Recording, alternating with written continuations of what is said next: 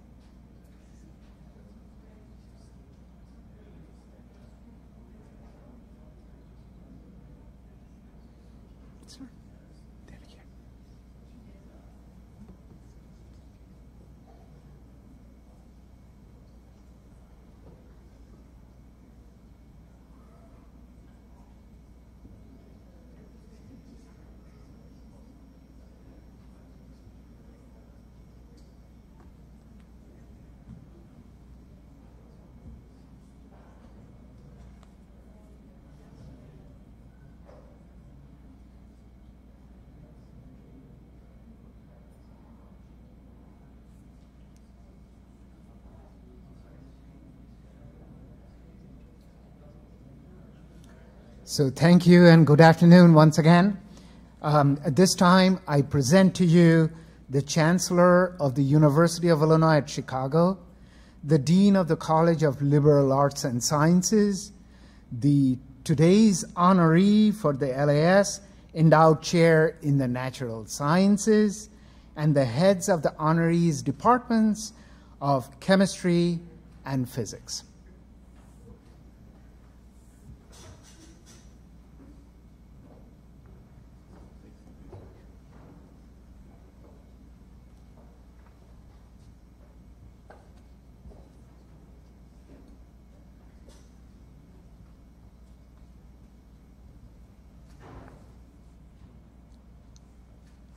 Good afternoon, everyone. I'm Estrida Orly-Tantillo, Dean of the College of Liberal Arts and Sciences.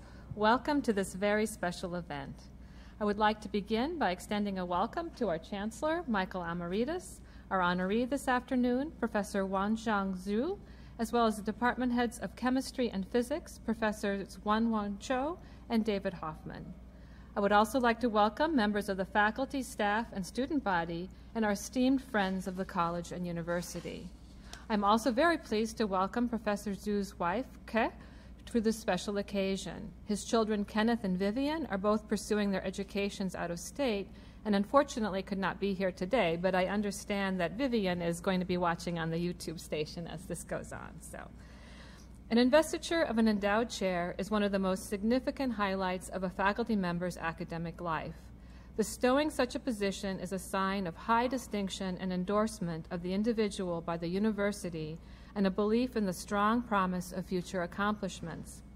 As Dean of the College, the celebration of such a momentous occasion is a proud moment, and I'm truly honored that we can count Professor Zhu as one of our highly esteemed faculty members.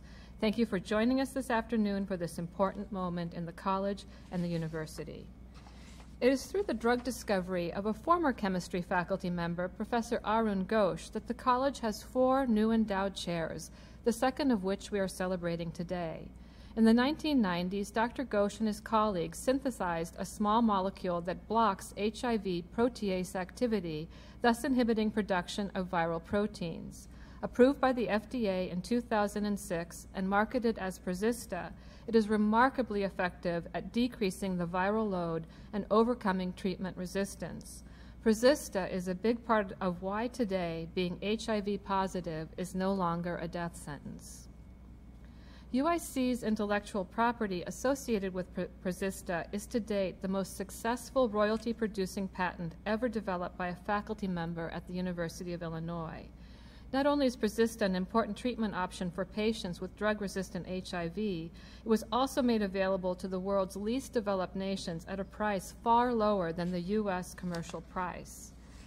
LAS has been able to use the drug's royalty income to invest back into scientific research and discovery in a variety of ways, the most exciting and long-lasting of which was the creation of an endowment to fund 4 chairs in the sciences with the goal of recruiting and retaining highly accomplished faculty, envisioning that the 4 chair positions would act as anchors for cohorts of innovative scientific discovery in the decades to come. With about half of the college's incoming students interested in a degree in the sciences, these new faculty members will further contribute to UIC's strength in being a primary institution for students aspiring to a career in the healthcare field.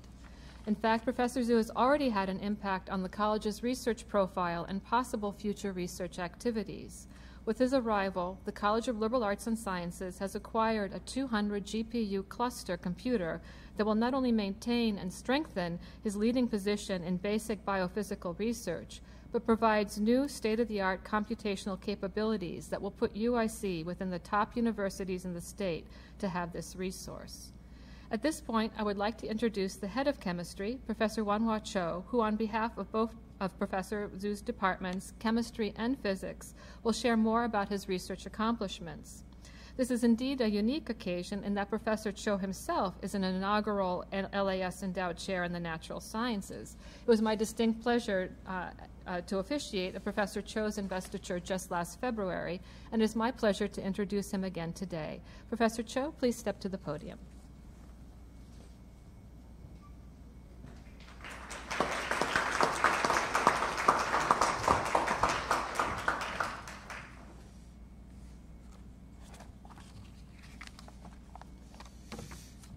Thank you, Dean Tantillo. I'm honored to be here today along with the head of physics, Professor Dave Hoffman, and our fellow chemistry and physics faculty members to take part in this exciting event. It is now my distinct honor to present to Chancellor Alamedist, Dean Tantillo, and UIC community the second LAS Endowed Chair in Natural Sciences, Professor Huangshan Zhao.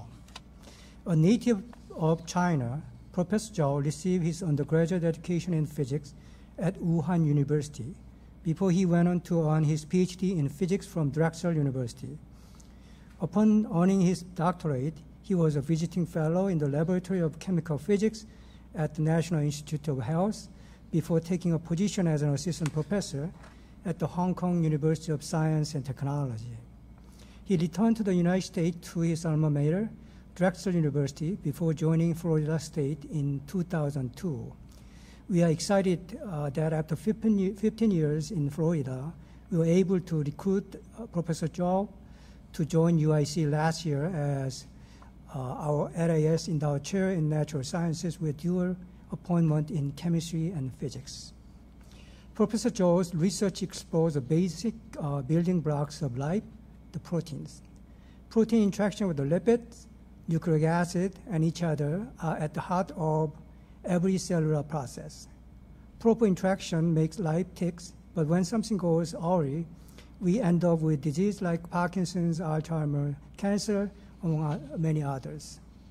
Dr. Zhou used theoretical, computational, and experimental models to discover what guides protein folding and protein interaction.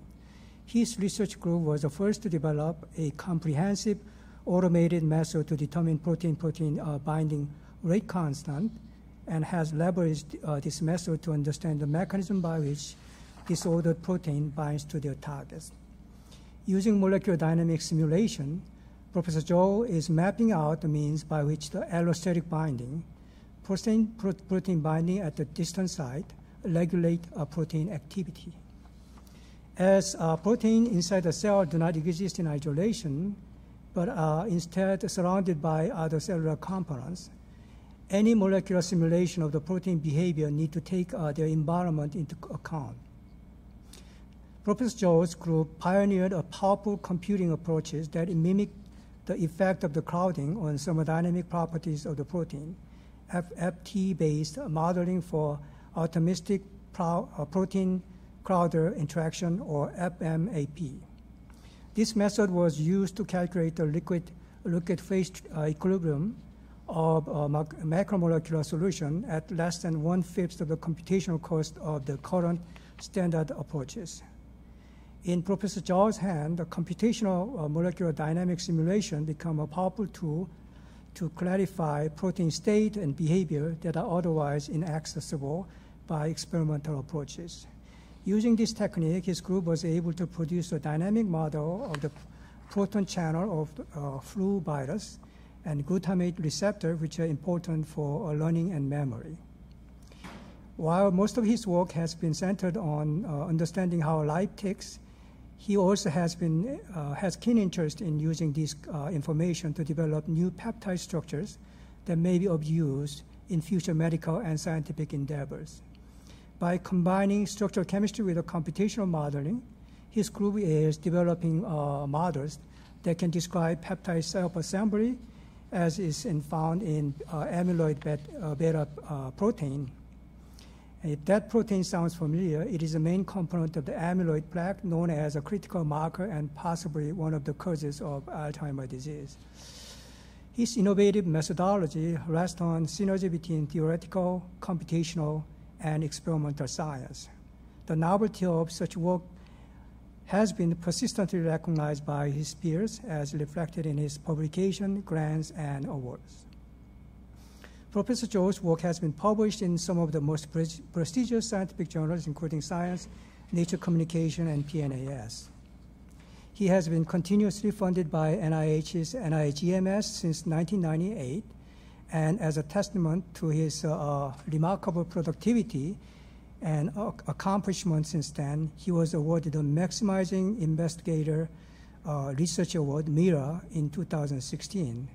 This highly selective and prestigious award was designed to support outstanding investigators in basic life sciences, allowing them the freedom to pursue important questions without the need for continuous grant submission, which is not really true, but because I have one too. Yeah. He has been honored as an elected fellow of the American Physical Society and the American Association for Advancement in Science. At Florida State University, he was named the Distinguished Research Professor and received the PII Award for Excellence in Teaching and Research. In Professor Zhou, as a LAS Endowed Chair in Natural Sciences, we have selected a candidate whose research aims to define the foundation of life itself, leading to a better understanding of cellular processes and how those can contribute to the development of disease. We could not be more pleased. Now, I would like to invite Chancellor Aramides and Dean Tantillo to come forward to begin the formal investiture of Professor Zhou.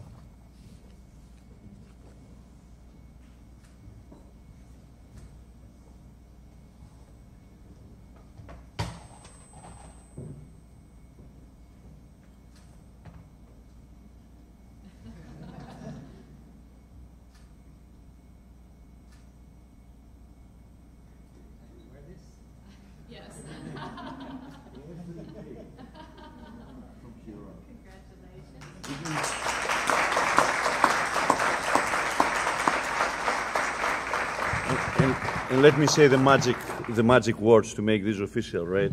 By the authority vested in me by the Board of Trustees of the University of Illinois, I'm proud to recognize Professor Juan Xiang Zhou as the second LAS Endowed Chair in the Natural Sciences and establish him today in this position. Congratulations, Dr. Zhou. By the way, off script now, it's a pleasure to have the opportunity to see many of you today to celebrate together this wonderful recognition, not only for Professor Zhou, but also for the Departments of Chemistry and Physics.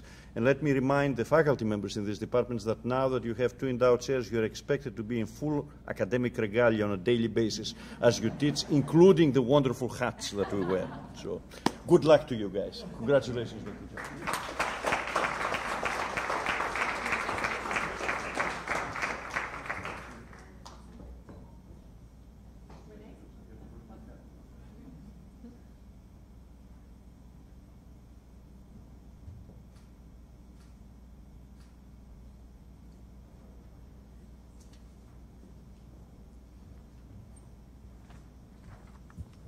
All right, now it is my honor to ask Professor Zhu to give his inaugural lecture, as is the tradition for newly invested endowed chairs. His talk is entitled Adventure as a Detective of Protein Mysteries. And so we'll take a minute to clear the stage, and then we'll begin with the inaugural lecture.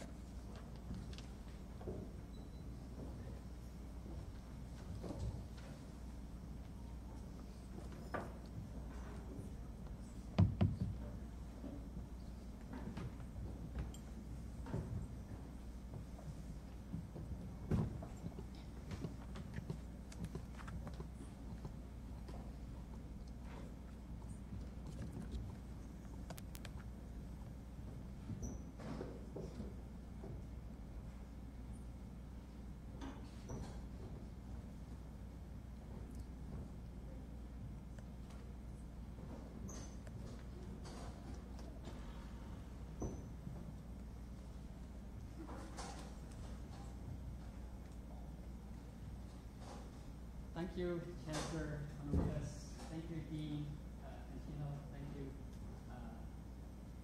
Wanghua and Dave. Thank you, Vivian and Henry. Thank you all for coming. So this is a really great honor, and I'd like to start with a few acknowledgements. So first one, I'd like to thank my wife, and I'd also like to give a shout out to our kids, Kenneth in Bethesda, Maryland, and Vivian in Atlanta, Georgia. And over the years, I've enjoyed many productive collaborations. I want to, in particular, note longtime collaborator Tim Cross at Florida State University and Lonnie Wamas at Stony Brook University. Of course, I want to thank former and present members of my research group. So former members have now spread to different parts of the globe, and still have a few members at Florida State University. I understand they are also watching on YouTube. And of course, my members at UIC. So I want to share with you some of the work that we've done in solving protein mysteries, and in my work, I've been inspired by many scientists. Two of my heroes in science are Linus Pauling and Francis Crick. Of course, Pauling is known for the concept of chemical bonds, and Crick, of course, for the model of the DNA molecule. But what is inspiring for me are not just this scientific achievements, but rather there are other attributes. So in particular, Pauling, in addition to his many great scientific contributions, he also had left words of wisdom. So once he said, if you want to have good ideas, you must have many ideas. Most of them will be wrong, and what you have to learn is which ones to throw away. Of course, he's an embodiment of this statement. He has many great ideas along with a few not so great ones, but certainly he has made major contributions to chemistry and beyond in the 20th century. Of course, Crick is best known for the double helix structure of DNA, but this is a man of great foresight. So in 1970, he was asked to write about molecular biology in the year 2000. That's 30 years beyond what he was writing. And he made many predictions which turned out to be just right. But I'm not going to dwell on those scientific ones, but I want to note a few anecdotal predictions that he made. Remember, the year was 1970. And he mentioned that it would not be surprising if eventually China became a major scientific power. Now, if you know anything about recent Chinese history, 1970 was a year China was in deep trouble. And that's when I was growing up, and I remember I even did not have enough food to eat, right? So no one doing any kind of science. But here we are, we hear about China in science a lot these days. Another thing that he mentioned that he was commenting on the achievement of modern biology and how that's helped by many powerful techniques coming from physics and chemistry, including, for example, X-ray diffraction and other things. But he said back then there were still signs of other techniques that are coming in. And he specifically mentioned about two of those, nuclear magnetic resonance and the computers. Again, the year was 1970. Those techniques were still at a very infancy of being used for science in general and for biological studies in particular. And so this is really a man with great foresight. I have a few hobbies, and one of which is to watch mysteries. And so my favorite detective is this guy, Columbo. Now, some of the audience may be too young to know who Columbo was, but this is really a man with insight, instincts. So, and that has a lot more to do with what we do in science. So in science, just like in solving crime mysteries, it's far easier if you already know what the answer is.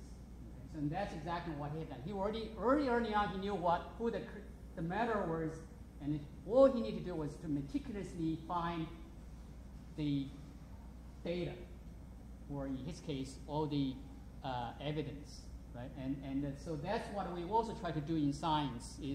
It's much more complicated in all scientific departments to try to find out an answer, but you already know what the answer is, and then you're trying to find out the critical data that support the answer, then the problem becomes much simpler. And that's what we try to do in our study as well. And so by the way, and that obviously requires instincts. And instincts are a little bit harder to teach. I think you can teach students how to write papers, how to make presentations, but instincts are a bit harder to teach, and precisely that's a skill that younger scientists should be really honing on. All right, so before I tell you about protein mysteries, I need to first say something about proteins for Dave Hoffman and some of our other physics colleagues. Right? So proteins, first of all, are molecules. They're big molecules, right? So this is a water molecule with 3 atoms, right? Oxygen and 2 hydrogen atoms. This is a protein molecule with thousands of atoms. Now, with something this complicated, you want to simplify, and there are many ways of simplifying this complicated structure. One way is to say a protein molecule is a chain. It's a chain made of building blocks called amino acids, right? So each amino acid can be viewed as a bead that are strung together like a pearl necklace. Now, there are 20 types of amino acids, and each, in a simple way, is represented by a letter. So a protein is like a word. This is a long word with 97 letters, and each letter is a different amino acid. Right? So this is what's known as the amino acid sequence, and a typical protein has a size that ranges from a dozen to a few hundred or even 1,000 amino acids. Now, for most proteins, this chain of amino acids, they fold into a 3-dimensional structure as shown before. Now, here's another rendition of the same structure. Now, there are actually internal structures within the structure. For example, there is this what's called a secondary structure known as a helix. And the helix is stabilized by, in particular, hydrogen bonds. And incidentally, the concept of hydrogen bond was also introduced by Pauling. And in fact, he predicted these secondary structures before anyone knew anything about what proteins look like. And so here's another person with foresight. Now, not all proteins, they fold nicely into this kind of 3-dimensional structures. In fact, this particular protein, for example, the first 19 amino acids are not shown because they're disordered. Right? They are floppy and they don't form specific structures. And in fact, there are other proteins that are entirely disordered. And that's actually a main target of our interest. Now, all the structures are nice, but were not, if for what they do, then we will not be so interested in them. So in fact, proteins do nearly all the work in our body as well as in all living organisms. The fact that you can hear what I say And you can see and you can form memory. All those are work of proteins. So in particular, eyesight has to do with light penetrating into the lens, which is made of proteins, and then that further gets into the back of your brain, and that is also made of proteins that transform light signals into electrical signals that trigger our reaction in our neurons. So usually proteins work together to perform a particular function. So for example, I already mentioned all these different proteins that work together in order for us to have eyesight.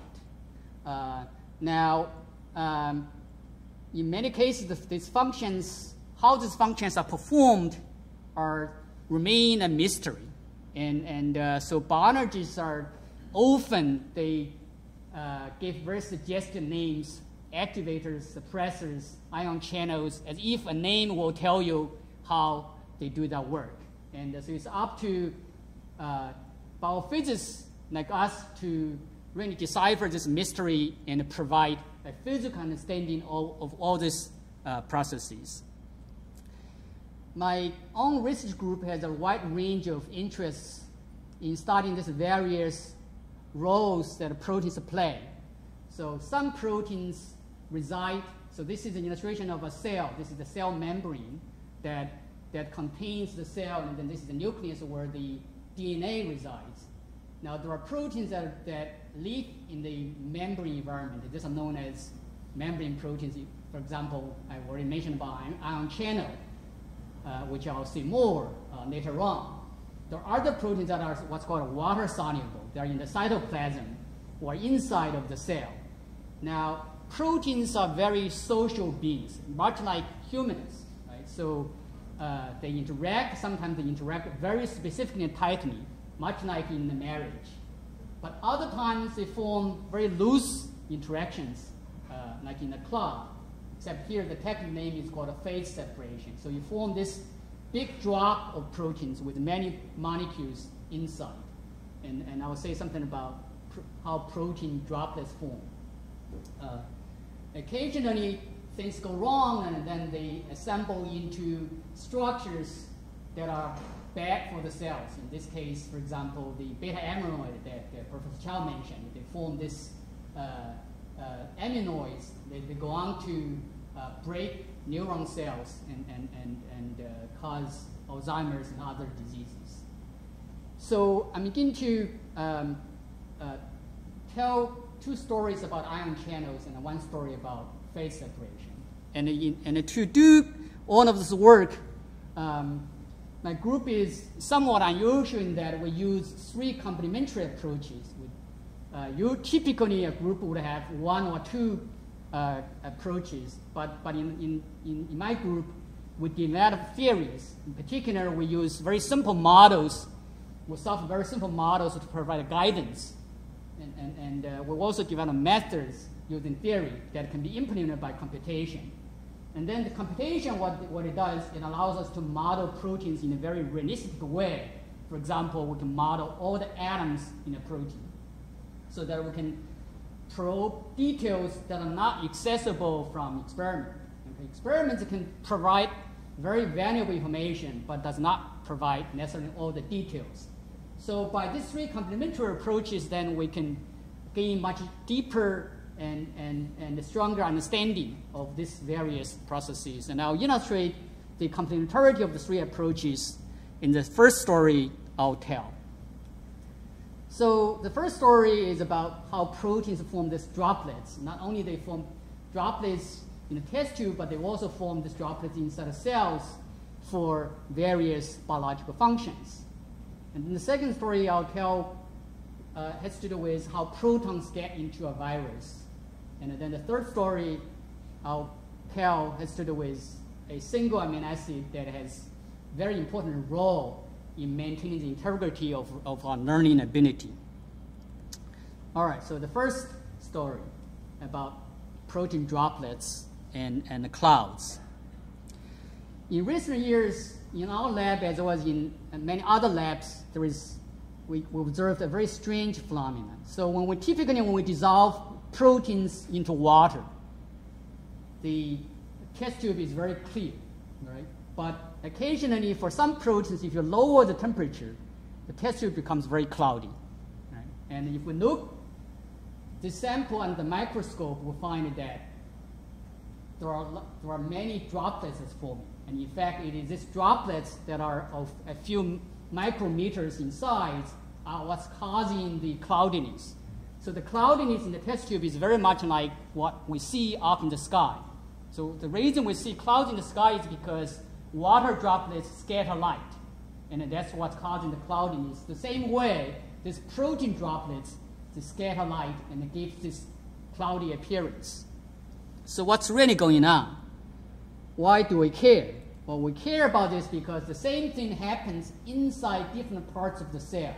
They form these droplets, or what's technically known as membraneless organelles. Now, if you study biology, then you know all these organelles, mitochondria, the nucleus, these are all bound by a membrane, just like the cell itself is bound by a membrane. But these droplets are membraneless. There's no membrane boundary. And so therefore, when we have a membrane, then it's difficult to destroy.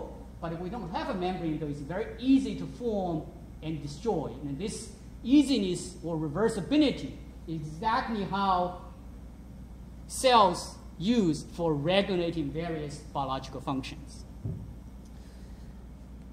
All right, so how do proteins form droplets? Right? So this is where simple theoretical models come very handy. Right? If you develop simple models for proteins, a protein can be viewed as a spherical particle, and a water molecule can be viewed as another type of circle particles. And in fact, if you actually take a coarser view, you can actually get rid of all those water molecules, and then you basically have only the protein molecules floating in space. And that's very much like what we have in a simple molecular fluid like water. We all are familiar with the fact that when we boil water, liquid water vaporizes. So there is, at exactly 100 degrees Celsius, you have two phases coexist: the vapor phase and the liquid phase. Right?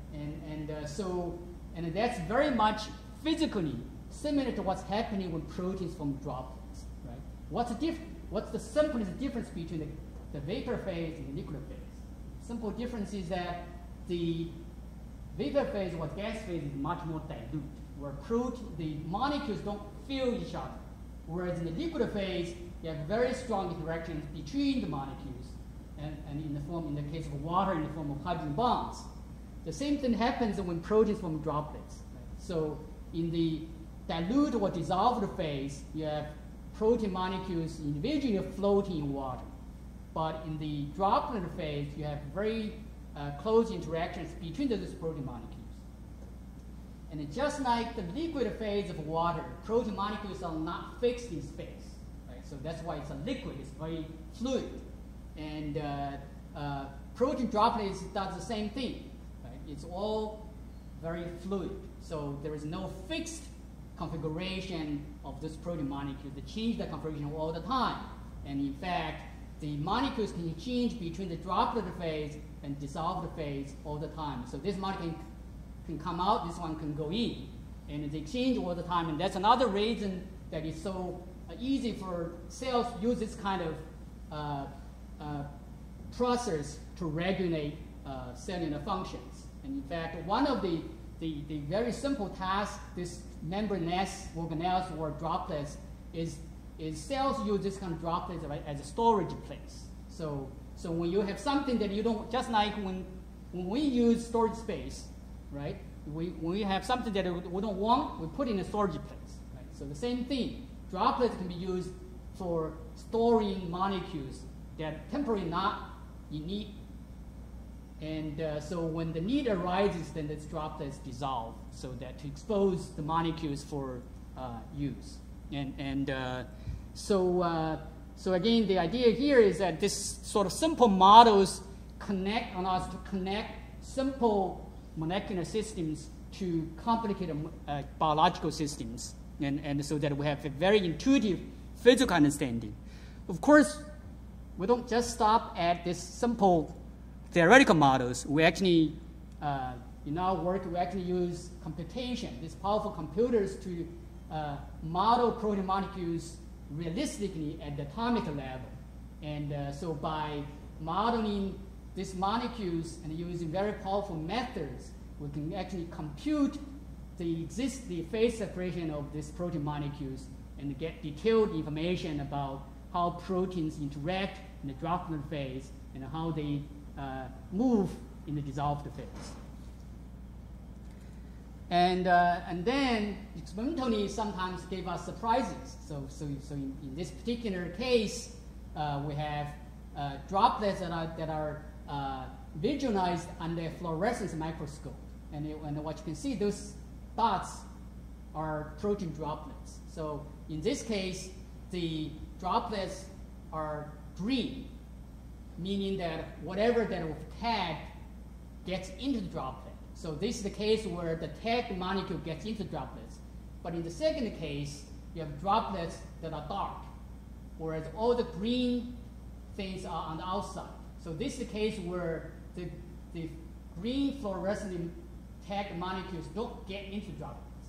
So therefore, there are very interesting, there is a very interesting phenomenon that droplets can recruit some molecules and expel other molecules. And that's exactly what happens in cells. And so therefore, we use this kind of observation that relates to what happens in the cell, but then also inspires us to develop theoretical and computational models to explain these observations. All right, so let me move on to the second story about how protons get into virus. So protons, my physics colleagues may think this as an elementary particle, but this is actually more in the chemist sense. Protons are the agent for acidity. So when you have a lower pH, you have high proton concentration. So that's how proton is used at the present case. The virus in question is the flu virus. I'm sure everybody has encountered the flu virus at one time or another. And of course, you get really miserable when you have the flu. And all this is caused by this tiny bug. Right? This illustrated here as a spiky ball. Now, this virus contains 11 different proteins. It's also, unlike many other viruses, the flu virus actually has a membrane envelope, just much like our cell has a membrane envelope. And so on the membrane, there are three kinds of proteins: hemagglutinin, neuraminidase, and then the protein that's of interest to us, the M2, which forms a proton channel, as I'll explain more in a moment.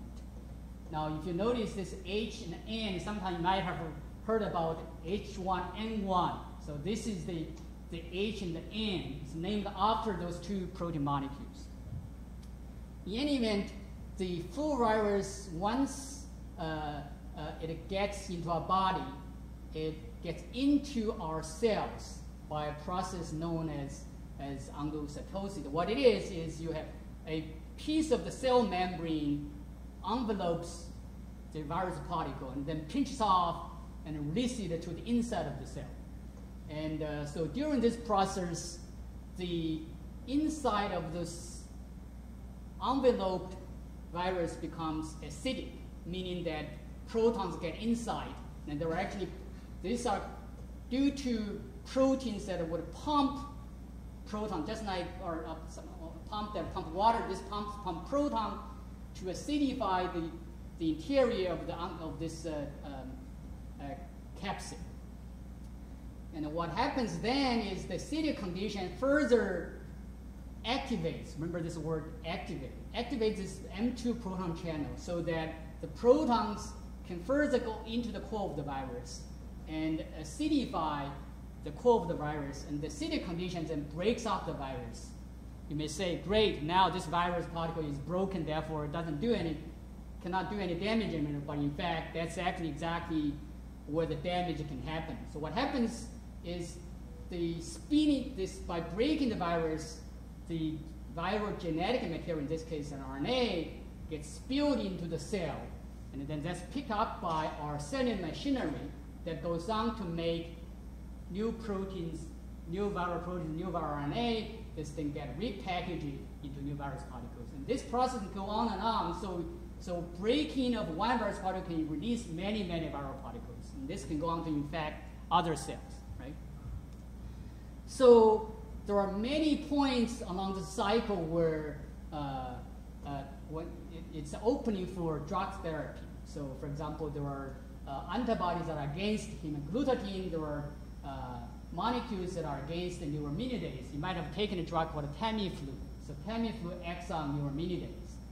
The M2 in the past has also been a drug target, but in the past 5 to 10 years, the virus has undergone a mutation so that these drugs are not effective against the M2 channel anymore. And that's part of the reason why we're interested in studying the fundamental mechanism of how M2 works so that we can design better drug therapy. A few words about ion channels. I mentioned about ion channels. Remember that cells are bound by membrane, right? So now, of course, cells have to communicate with the outside world. And very important form of communication is through ion channels. The membrane is very greasy. Okay? So ions, on the other hand, is very different. So ions cannot, on their own, cannot easily penetrate the membrane. So that's the job of channels. These are proteins with a hole in the middle to allow the passage of ions. And so this simple example just shows how proteins can be so ingenious in designing ways to accomplish whatever that has to be done. So the pores typically are formed by the assembly of several chains or subunits. So the channels normally are closed, because if the channels are open all the time, then that defeats the purpose of the membrane, right? So why do you have a membrane when you have all the channels open? So that means each channel will have a gate that's closed, and when cells receive a signal or stimulus, then that triggers the opening of the channel. And the signal can come in very different forms. For example, a change of pH, as I've mentioned in the case of the M2 proton channel, or it can be a change in voltage. That's the case in how many of our neurons are excited. And then in the example I'll show you later, a small molecule combined, and that can trigger the opening of the channel. Now back to our example of the M2 proton channel. So the first thing, when we study proteins as a biophysicist, the first thing you need to do is to know something about the structure. So M2, there are some very basic facts that are well known. M2, as I already mentioned, it resides in the viral membrane, and therefore it's a membrane protein. Again, it serves as a channel for conducting protons. And the channel is formed by 4 subunits, 4 chains come together. So therefore, the channel itself is referred to as a tetramer, an entity made of 4 subunits. And each chain, remember what I talked about, helices. In this case, each chain has 2 helices, and they're positioned differently with respect to the membrane. So one is nearly parallel to the membrane. The other is the membrane normal, I should say. And the other is nearly parallel to the membrane surface. So what we want to do in terms of determining the structure is what is precise orientation of each helix with respect to the membrane, and how the 4 chains are assembled into a tetramer. And this is obviously a very complicated problem, and therefore you need powerful techniques. And here, the 2 techniques that are mentioned by Crick, right, come handy. So in fact, we used a very powerful magnet that utilizes the nuclear magnetic resonance. So NMR is a technique where each nucleus gave a distinct signal. So this is, for example, the signal for a simple molecule, that each carbon, for example, have a distinct peak or resonance. This is what resonance means. And by knowing where the resonance occurs, we can infer the molecular structure of the molecule. Right? And another technique that was also necessary is we need big computers to calculate all this information together, because even a simple molecule have such a complicated spectrum. When you imagine when you have a big molecule like a protein, the data can be very complicated, and you have to put this together to do the computing by a powerful computer. So this is the slice of the data that we use. Again, I should point out, this is determined by our collaborative Kim Cross's lab at Florida State University. And so this happens to be what's called a two-dimensional spectrum. So the two-dimensionality gives you better resolution of the different amino acids in the protein.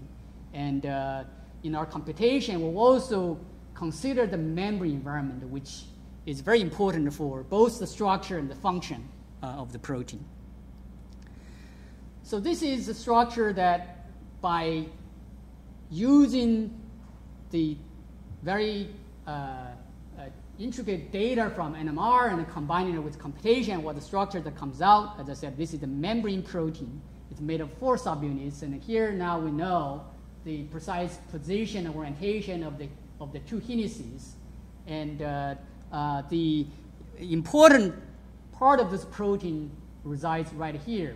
Those 2 amino acids, histidine 37 and tryptophan 41.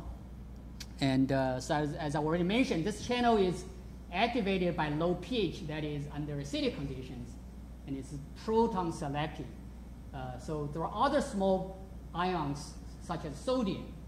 So sodium can barely pass through this channel, whereas it's very conductive for protons. So our interest in understanding where this selectivity comes from. So actually there were mutational studies where it has been identified histidine 37 is both the pH sensor and the selectivity filter. And then it's the tryptophan that forms the gate. So these are sort of basic facts, but still how exactly the pH sensing and the selectivity and the gating happens was unknown. Now, in order to gain such information, we had better determine how this amino acids are aligned in space. So this is the structure that was determined at a high pH under which the channel is closed. Remember, this channel is activated by low pH. Right? So under high pH, the channel is closed, and the closing of the channel happens partly because there is a very special hydrogen bond. This hydrogen bond, due to the sharing of proton between 2 nitrogen atoms on 2 of the histidine side chains. So you have 2 pairs of hydrogen bonds, and underneath you have the tryptophan gate. So therefore, all the components are engaged, and the gate is closed. That's why this channel is closed. Now this is a single snapshot of the protein. Of course, proteins, in order for the channel to open and close, the protein cannot be static. It has to be very dynamic. And in fact, again, in our collaborative Kim Cross lab, they've obtained a very accurate NMR data to indicate that there are dynamics going on. So in particular, this different resonance indicated that this hydrogen bond can form between these 2 histidines, but a hydrogen bond can also form between the water and the histidine. Right. So based on all these clues, we had a guess of how this mechanism would work, and then we carried out quantum mechanical calculations to make up a mechanistic model. So this is what happens. This is what happens.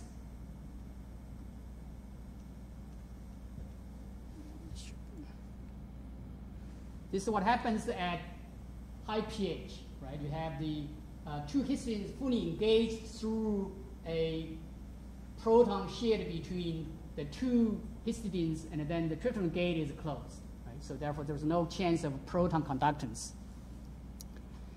When the outside of the virus this sphere is representing the virus. And when the outside of the virus becomes acidic, meaning that there are a lot of protons that come in, then this proton can attack this hydrogen bond. And then what's coming next is this hydrogen bond can break so that this histidine takes up this additional proton. Right? So you break this hydrogen bond, you have an extra proton that's attached to the histidine. Now what can happen next? What can happen next is, so what happens to this extra proton that's gained? It can go back to the same water, and then you revert back to where you start. So this is what we refer to this as the futile cycle. Now, sometimes the other proton can get released, and this happens when the tryptophan gate is open. So when that happens, then the proton then is handed over from this water, and go on all the way to the interior of the virus. So there is this then very delicate control that's made possible by these two histidines, right? That the proton can attach to the histidines and then can hand over to the water in the viral interior.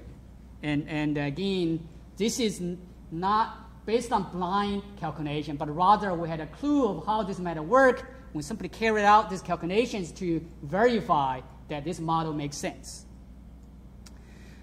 Now I want to move to the third story about learning ability and how a single amino acid can make a difference.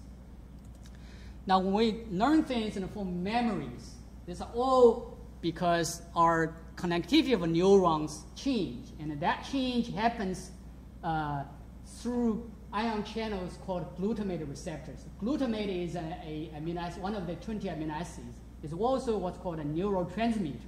It's the molecule that triggers the opening of those glutamate receptors. So therefore, these glutamate receptors, and then once these are activated and changed, this leads to plasticity, meaning new connections between neurons, and then that can further lead to memory formation. So this is where our interest lies.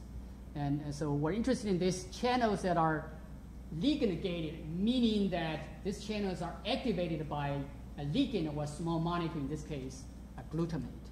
There are two main subtypes of glutamate receptors, AMPA and NMDA receptors. And this channel also happen to be tetrameric. They're made of 4 subunits.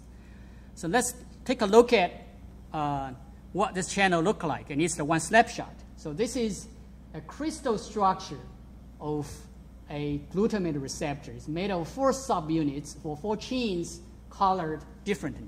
Let's take away 3 of those chains, look at one of them. Right? So you've got 2 main parts or domains. Right? These are known as the ligand binding domain. This is known as the transmembrane domain. This is the domain or the structure where the ligand binds. This is where the channel is formed, or the pore of the channel is formed. Right? So different parts of the protein, different domains of the protein play different roles. So the ligand binding domain, obviously, as the name suggests, binds the ligand. Then that triggers changes, structural changes, dynamic changes, so that the channel opens. Now, and this transmembrane domain has 3 helices. Right? In the M2, we have a single helix. That's apparent in the membrane. Here, there are 3. And so, in particular, the M3 helix is where the channel crosses and form the gate. So this is the crossing of the M3 from the 4 subunits is where the gate is formed, right? So, and now, of course, those 2 domains cannot be independent. They have to communicate. So this what's called the linkers are crucial then communicating what happens in the ligand binding domain down to the channel region in order for the channel to open, right? So let's look at this channel a bit more carefully, right? This is a 360 view of this single subunit. I want to point out 2 elements that are not mentioned. This tiny bit of helix, this is what's called the pre-M1, and then there is another tiny piece called M2, right? So the pore of the channel is made of this M3, and this is where the middle of the pore is, right? It's lined by the M3 helix and the M2 helix. All right, so a cartoon version of this channel is then you got this ligand binding domain, which is very much like a clamshell, where the ligand, once it binds, it triggers the closure of the clamshell, then somehow leads to the opening of the channel. Right? So again, this is, remember, this is a dynamic process. Now, part of the reason there is so much interest, of course, is because, again, this is the molecular basis of memory formation. Of course, you can imagine things can go wrong. And in fact, by now, the hundreds of mutations that have been identified from patients of neurological disorders. Right? So they are scattered throughout the two domains, but in particular, they're close to where the ligand binds, not surprisingly. They're also very close to the periphery of the transmembrane domain. So there are different mutations that are associated with autism, epilepsy, and all kinds of other neurological diseases. Right? In particular, I'm going to say something about this particular mutation, this glycine 815. And now I'll talk about two subtypes of glutamate receptors. The mPOwer receptors are, as shown here, are composed of two different types of genes. One gene is called GluN1, and the other is called GluN2A. And they are arranged slightly differently. In particular, the linkers are oriented slightly differently. For example, this linker goes up vertically, this linker is more horizontal. And as I said, this glycine 815 will get special mention. All right, so given this complex system and dynamic system, one technique that we use is to do simulations. We simulate the motion of these atoms, and in this, we model this whole protein as a physical system. We assume this system obeys Newton's law. So all the atoms move according to Newton's equations, and on a computer, we solve Newton's equations one small step, one atom at a time.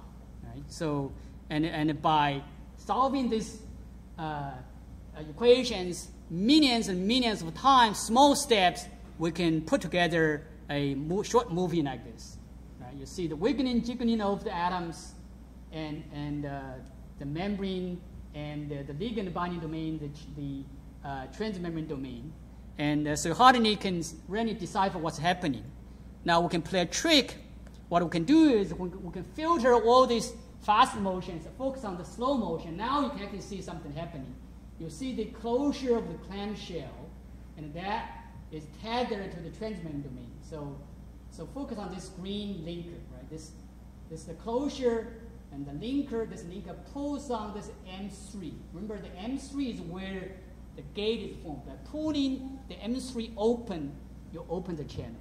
So the extent of opening is measured by the size of the distance between the M2 across the diagonal subunits.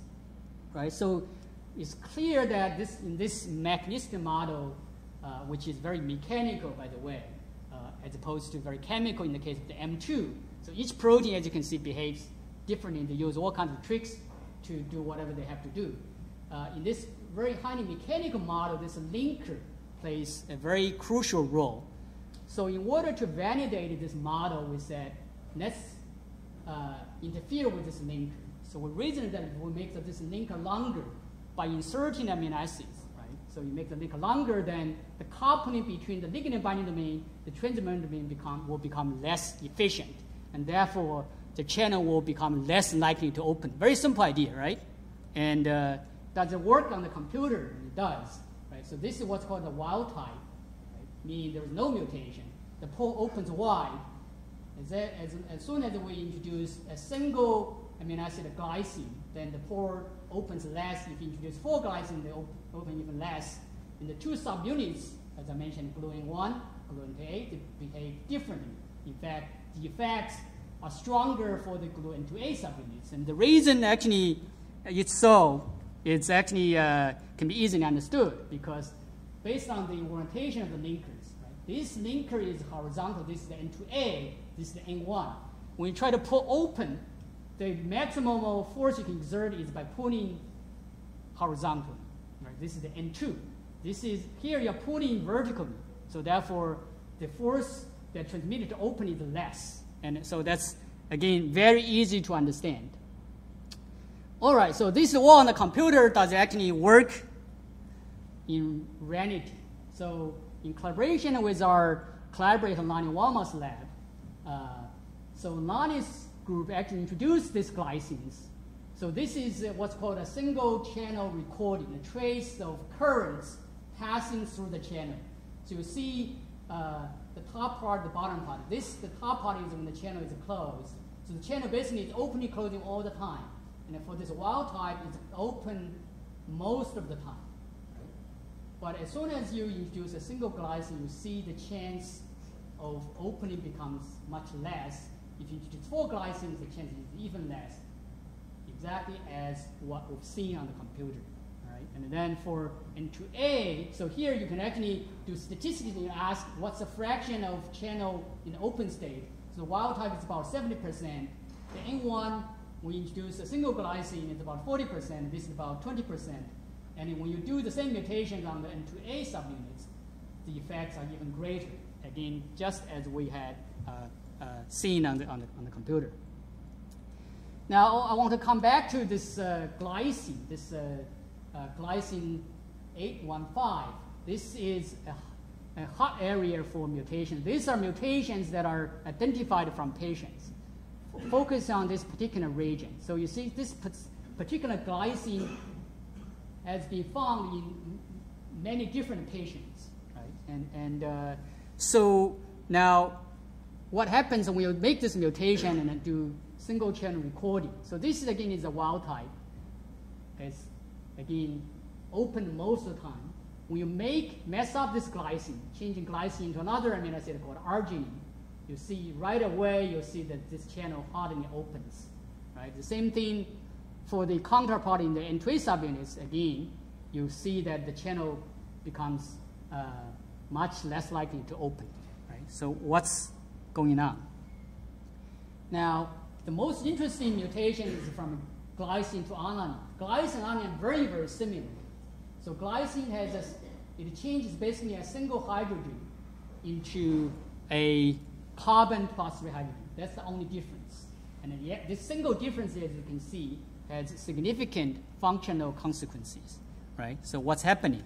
Well, first let's see what's happening on the computer. Again, we do molecular dynamic simulations. So here I'm showing you playing a movie that has the 2 subunits for the wild type in gray and yellow. Gray and yellow is one type is a wild type, and then the magenta and blue is the other kind. Right? As you can see, that after the end of the simulation, right, this M4 subunit, this is the wild type. This is with glycine. This is the mutant with alanine. It opens less.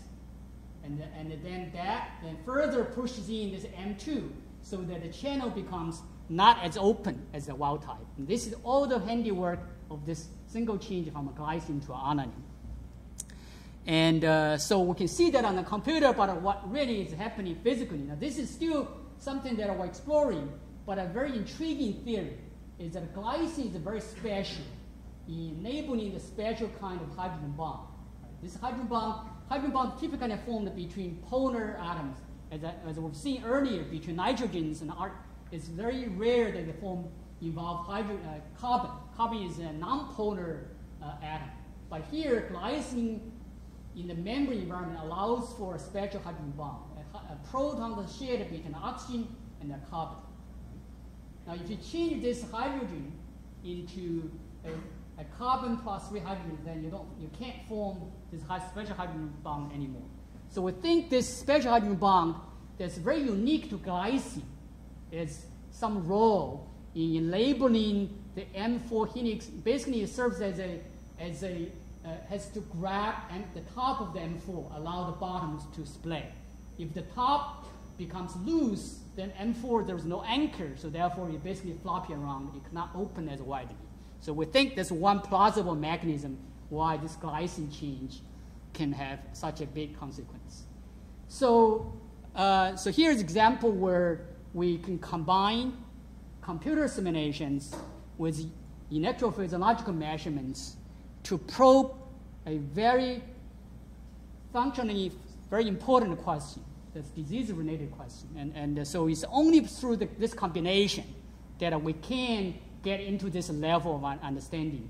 You can do single-channel recording all the time, you still can't quite figure out what glycine does.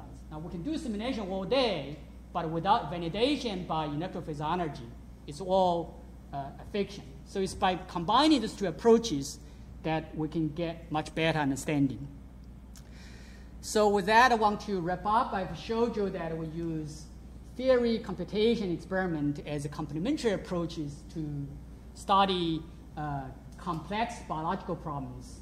Again, I told you about the two stories of ion channels, the M2 proton channel and the glutamate receptor channel, that they use different mechanisms for triggering ion channel activation. And they both are related to diseases, obviously. And I've also told you a brief story about droplet formation inside cells. And again, we do many other things. And I want to stop here. Thank you very much for your attention.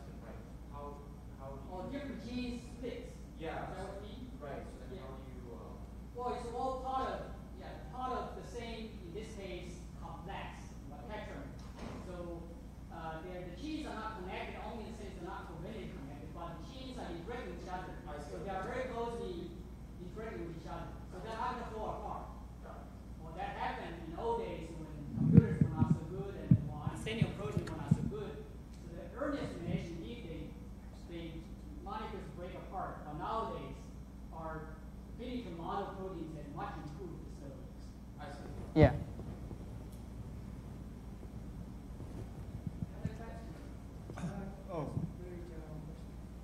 If you understand how MMDA or receptor works, I mean, how the mutation causes particular functional differences, how do you design drug based on that knowledge?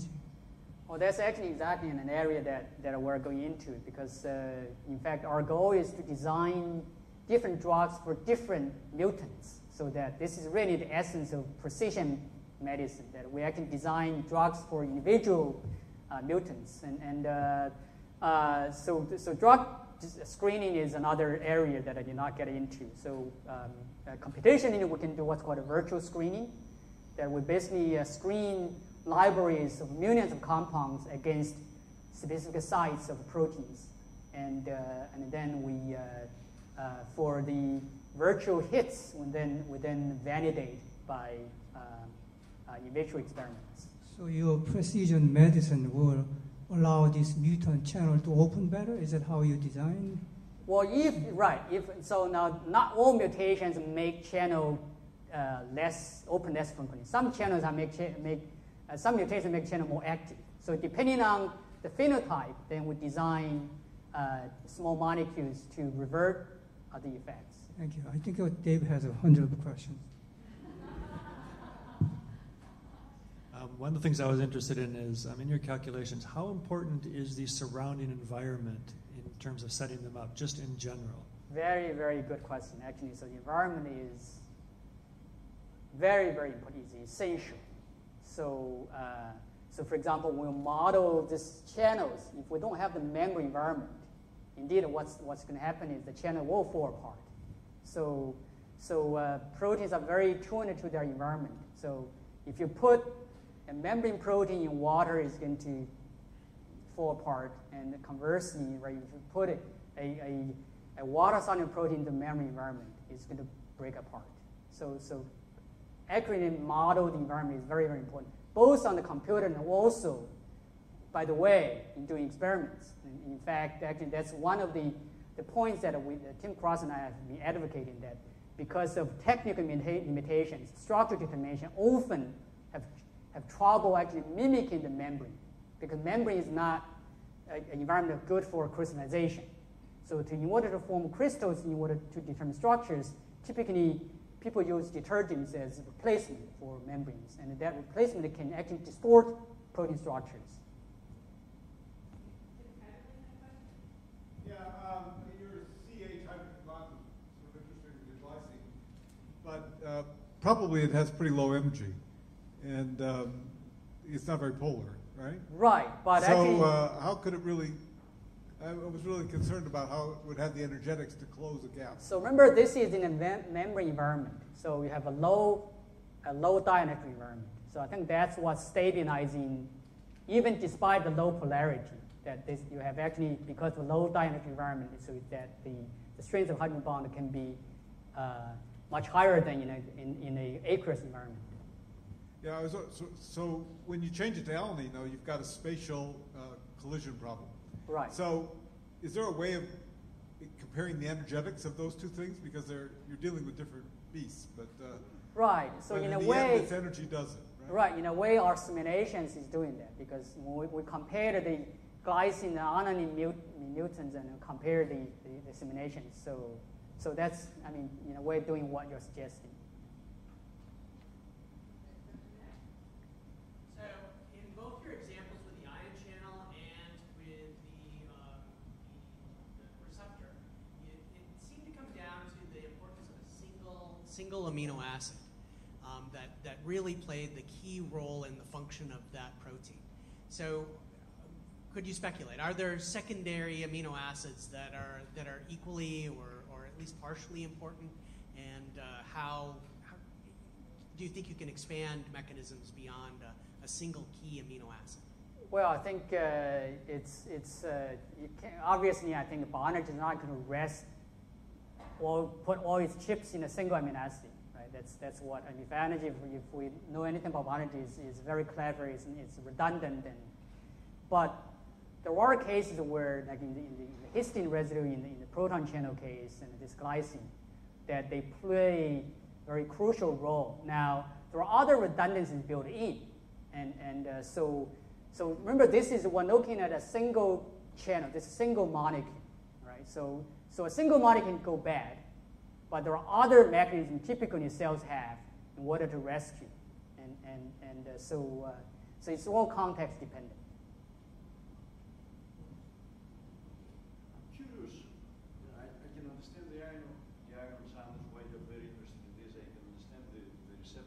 Have. What kind of was sticking out to me is, why are you interested in phase separation? Is it the transport phenomena that you're looking at there? Is it just curiosity? Is it? So there are a number of factors. So I'm by training, I'm a physicist. Now, phase separation or phase transition obviously is the core of modern physics. So it's really a chance to connect very basic physics to very important biological phenomena. That's really, I mean, it's an example. I mean, obviously, biophysics is always at the interface of biology and physics, but this is really an example where physical insight that we have as a physicist that would otherwise may be difficult for people who don't have the physics background. So, but is there a reactivity? So are the proteins who tend to phase separate, are they inert because they stay together there, or are they active? No, they have to. They cannot. It's actually in between. Right? So they cannot be too inert. If it's too inert, they don't phase separate, because the droplets the molecules have to be cohesive. They have to have some attraction, right? But they cannot be too attractive, because if they do, they form these specific complexes. So it's weak attraction. It's really ideal for phase separation. I want to follow up on Tim's question about the CH hydrogen bond. And